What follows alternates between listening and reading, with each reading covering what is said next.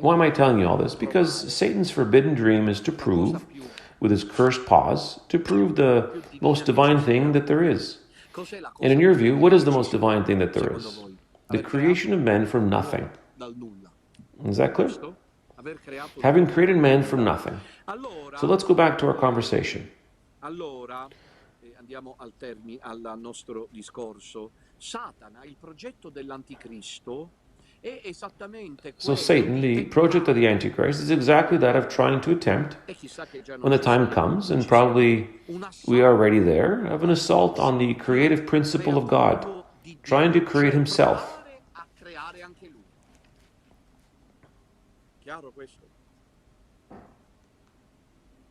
Is that clear?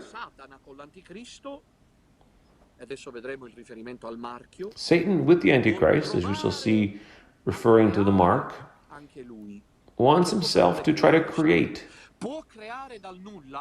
What does Satan want to create?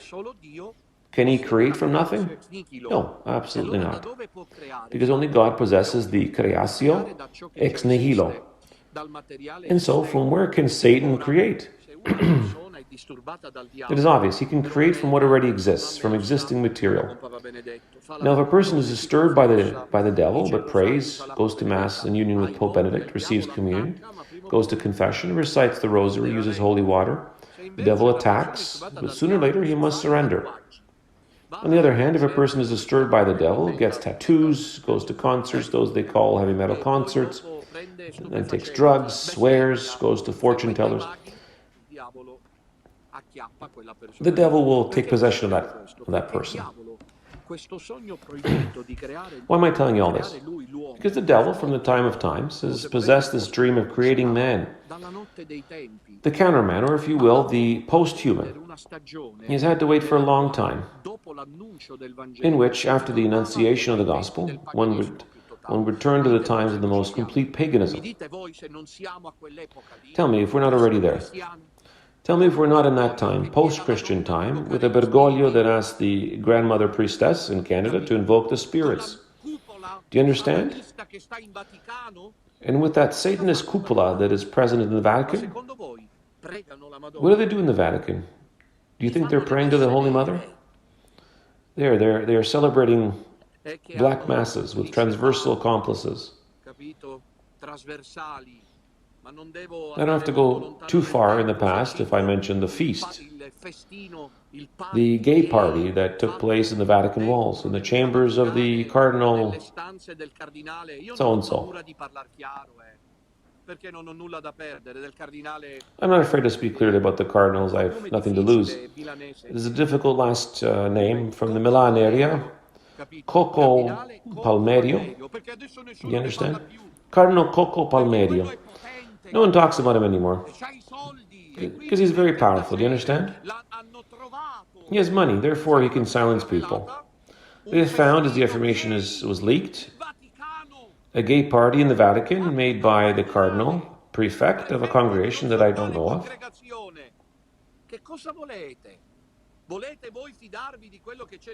What would you like? You want to trust that person who is there on the inside?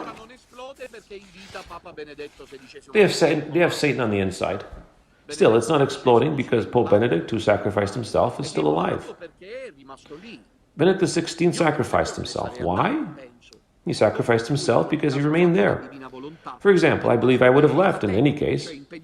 He has fulfilled the divine will. He remained there. He is the catechon. In other words, he is preventing the forces of evil from exploding. Why? Because sooner or later, shouldn't they explode?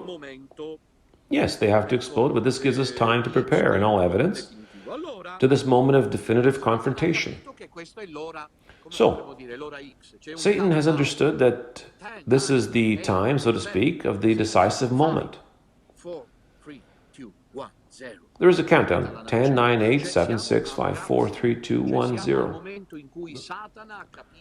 The little boat has sailed. In other words, we are at ground zero. We are at the moment in which Satan has understood that the Antichrist can come, and once and for all, we can try and create the postman, the transhuman. I found another term that for me is the decisive one, the anti-man. Mi pare di sì. Allora andiamo avanti. Allora il progetto dell'anticristo è esattamente quello di It is clear up until now, correct? I believe so. Let's go forward. So the project of the Antichrist is exactly one of counterfeiting existing men, since the devil and the Antichrist cannot create from nothing. The simple fact is that they are not God. So they need a project. Be very careful now of this decisive passage, a project that can arrive at the mapping of the most profound, vital, and hidden part of man, in order to reconstruct him, recreate him, recompose him, and in that way, enslaving him for evil. How is this possible then? Now we should ask ourselves, in what way does transhumanism realize the forbidden dream of Lucifer in constructing the anti-man? I thought about this very much. Personally, I think we can expect an insertion in the human DNA, an insertion in the human DNA that already exists and that ultimately belongs to God, who has created it for each person, the insertion of a product, of a serum, a substance, a medicine, introduced and presented under the guise of a saving product that will save and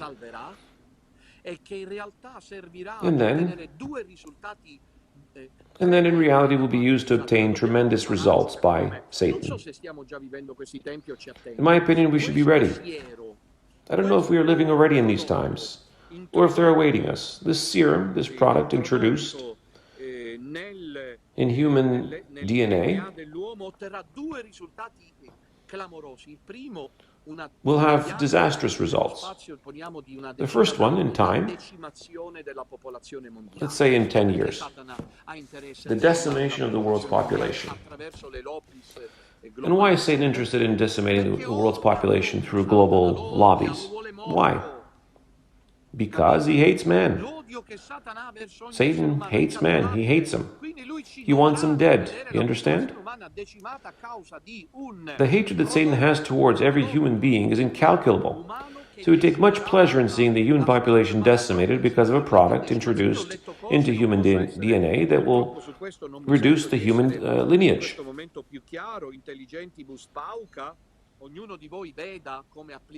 It is spoken of a decimation. I've read things. I cannot, unfortunately, on this theme, I do not feel that I should be more explicit. Intelligentibus pauca. And each of you should think about it, but how to apply this, whether in the present, in the past, or in the future.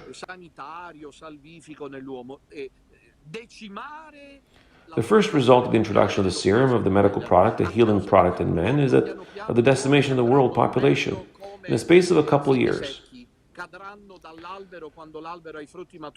Because of this product, slowly, men will die out like dried figs. They will fall from the tree. When the tree has its mature fruits, and no one will pick them. Boom! They'll fall to the ground. John Paul II asked a few times about the third secret of Fatima.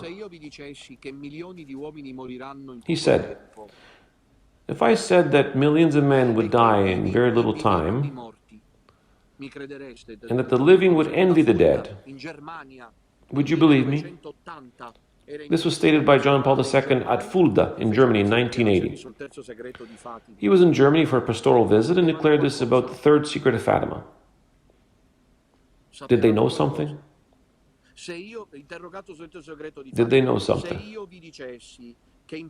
Asked about the third secret of Fatima, if I told you that in very little time millions of human beings would die because Satan has in his plan, with the help of globalist lobbies, the decimation of humanity. Would you believe this? Then we'll be witnessing, we and those who will for us, to a time in which we will see the transhuman or post-human lie,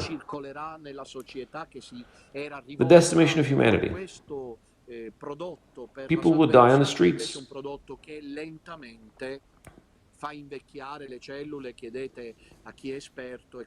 Slowly, people will disappear, will slowly die.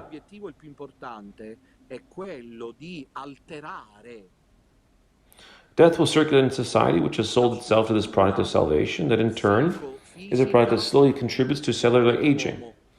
Ask who is an expert. It leads to death. But this is not the only objective. The other objective, and the most important, is that of altering the psychophysical structure of man. This Mark, then, who is so stupid to ask for it. Meanwhile, the Apocalypse states, he compelled everyone, small and big, young and old, slave or free man, to receive the mark. In other words, the Apocalypse lets us understand in all clarity that people were happy to receive this mark. They'll want to receive the mark. This means that the publicity in favor of the mark will be false, deceitful. It'll be a regime, a propaganda machine, false. But people will believe in it. Governments will employ themselves towards this end in realizing this project. It is something really incredible if you think about it.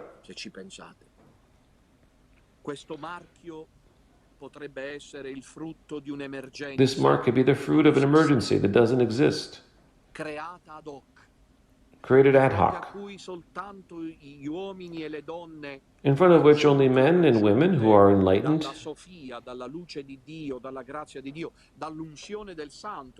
by Sophia, the light of God, the grace of God, the unction of the Holy Spirit, are able to foresee the truth, as we said the first letter of John, by the unction of the Holy One.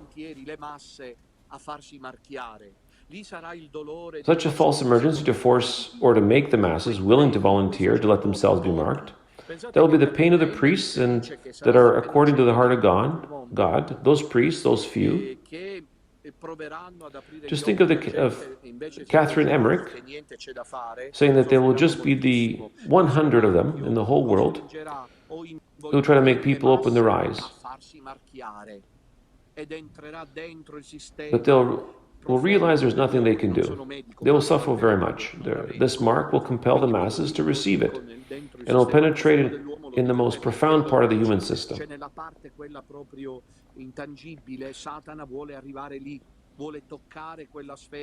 I'm not a doctor, I'm speaking as a theologian and not as a doctor, so when I talk about the most profound part of the human system, I say it in theological terms. In other words, in that part that is really intangible. Satan wants to arrive there and touch that part. Resisting this satanic serum, this promotional campaign, will be very difficult, just as it will be as difficult to resist the false pope and the false church. There will be a moment in which resisting the false emergency will equate to resisting the false church. The two programs, false pope, false church, and false emergency, will proceed together in a line, side by side. This way, while the regime of the fake church is installed with the occupation of the throne of Peter, to which only the elect will be able to resist, at the same time, this health remedy will be imposed, or one of another type, for the people, to which only men enlightened and guided by the light of God will be able to resist. So now I believe that transhumanism starts to be a little clear, correct?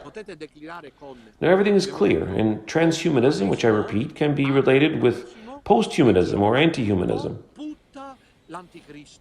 is what the Antichrist is aiming for, creating a new man from what exists already. You know, I've already told you that in Germany already a few philosophers have spoken about the post-man. The time which awaits us, my dear children, could be that of the passage from the postmodern times to posthumanism. Well, it doesn't take long to understand this if we look at all the people around us with tattoos, correct? People that don't know anything anymore about God and faith. Not that they've refused Him, but they really don't care at all about the spiritual dimension. They live in sin. They live in evil. The postman will live in synthesis only for this earthly reality, suffocating every yearning for the divine and ending by giving every tribute of gratitude to the Lord of this world, the Antichrist. The postman will be constituted in the direction of the Antichrist. Transhumanism, anti-humanism, or posthumanism desires the use of biotechnology, of cognitive sciences, of computer technology, and of modern research in nanosciences, to bring this man to the condition of post-man. For this, there is an incredible economic push already in our days.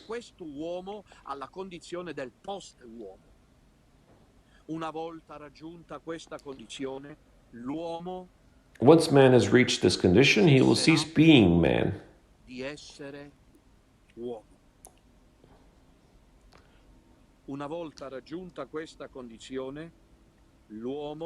Once reaching this condition, he will cease being a human being.